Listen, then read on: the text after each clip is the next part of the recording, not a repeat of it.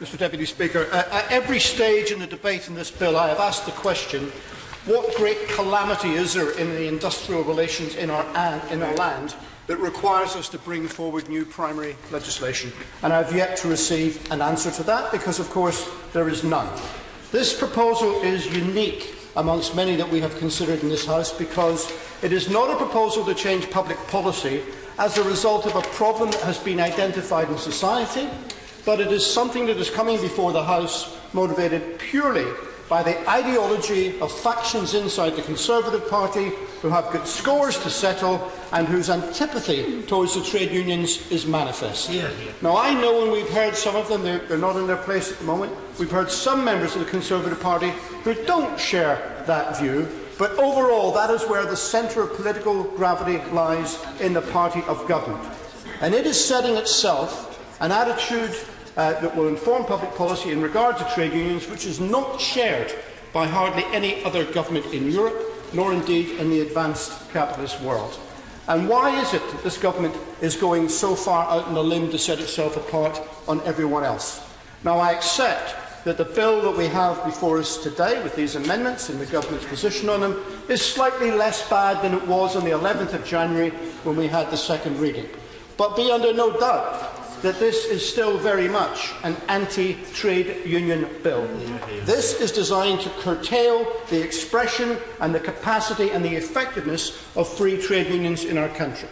And I have to speculate whether this is a genuine change of heart on behalf of the government, or whether there may be other factors involved in its consideration of how many fights it can fight on at once. I wonder perhaps if the proximity of the 23rd of June and the referendum that's going to happen then has persuaded the government that it ought to try and not engage in too large a conflict with the trade unions of this land, because it needs their support in order to secure the government's position of staying in the EU. And that's why I think all of us want to see the words written down in black and white rather than accept the spoken word of ministers at the dispatch box at this particular time. I'm glad to say that in Scotland, of course, the situation is different. As my honourable friend, the member for Glasgow South West, has explained, the Scottish Government is committed to working in partnership with the trade unions in Scotland to try and build our economy and build prosperity. And we believe that trade unions are a vital component of civil society. And if my party is re-elected next week, we have pledged to do everything within the law that we can do in order to compromise the provisions of this bill and prevent them from frustrating the operation of free trade unions. Mr Deputy Speaker, I want to dwell now on just two of the things that are under consideration. The first is e-ballots.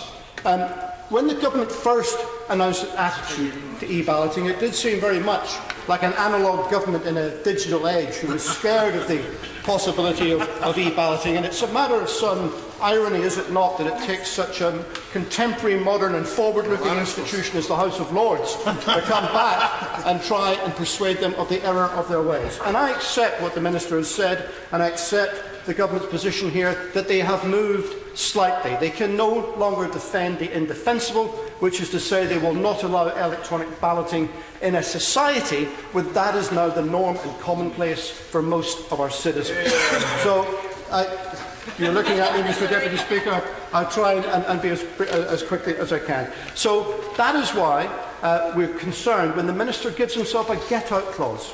If he had have come with an amendment that said that unless it can be shown that there are clear and demonstrable problems to the introduction and rollout of e-balloting, then it will go ahead, we might have had more sympathy. But what he's trying to do is to give himself a get-out clause to prevent this happening in the future. And in a post-referendum situation, he may not be so well disposed to favouring the trade unions. He also talks, and I think it's a thin defence, about this being a statutory matter. It's only statutory in the sense that trade unions operate within the framework of legislation. But so do charities, so do private companies, so indeed to political parties. And I find that a very thin defence. Mr Deputy Speaker, I'll wind up by just talking about the facility cap. I did want to make this point because I've witnessed some bizarre debates in this chamber, I have to say, but this one is frankly bordering on the surreal. We are being asked to pass legislation to try and prevent something to monitor accepts we don't even know exists. I mean, this is fantasy legislation and lawmaking, and I think we should reject the proposal for the facility time cap, and I think we should support the Lord's amendments, reject the government's attempt to weaken them, and if we get the chance, finally before assent, vote against this anti-trade union legislation. Bill O'Neill.